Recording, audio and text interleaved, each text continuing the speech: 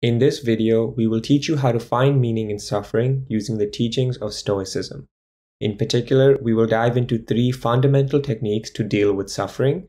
These techniques helped ancient Stoic philosophers alchemize their suffering into a source of growth. So with that said, let's get right into it. Now, technique number 1 is to stop overthinking. So we must first accept that suffering is inevitable. Trying to escape suffering altogether is a task that will cause more suffering.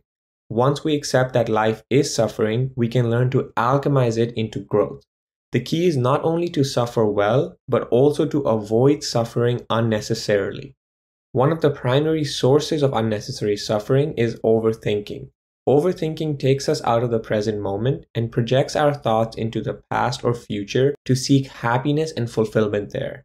It is why we hear people say, when this, that, or the other happens, I'll be happy.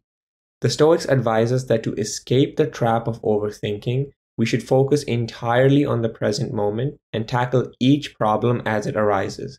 By breaking down our lives into a collection of daily moments, we make them more manageable to conquer.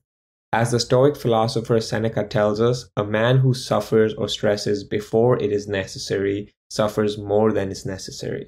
So that's technique number 1, to stop overthinking and be more present.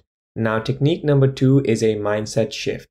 Now, the Stoics tell us that looking at suffering as a source of growth strips suffering from its power. It allows us to accept it as a necessary evil that we can alchemize into personal growth. The Stoics understood that a simple shift in perspective could be extremely powerful when dealing with suffering. They tell us that how we respond to our suffering is what ultimately matters.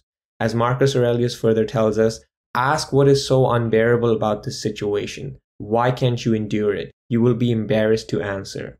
So that is technique number 2, to have a mindset shift. Now, technique number 3 is to show self-compassion. Now, according to the Stoics, we suffer because we think we are going through life alone or that we are the only ones struggling. We try to compare ourselves to the world and do so with a lack of self-compassion.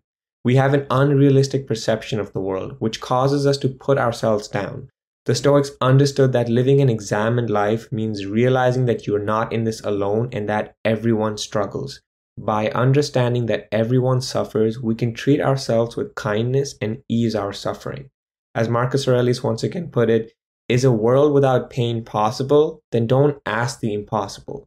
So there you have it then. That is how we find meaning in our suffering using the teachings of Stoicism. I would love to hear your thoughts on this topic. If you enjoyed the video, then please feel free to share it with your friends. And if you're interested in more Stoicism or philosophy content, then consider subscribing. Thank you, and I'll see you in the next one.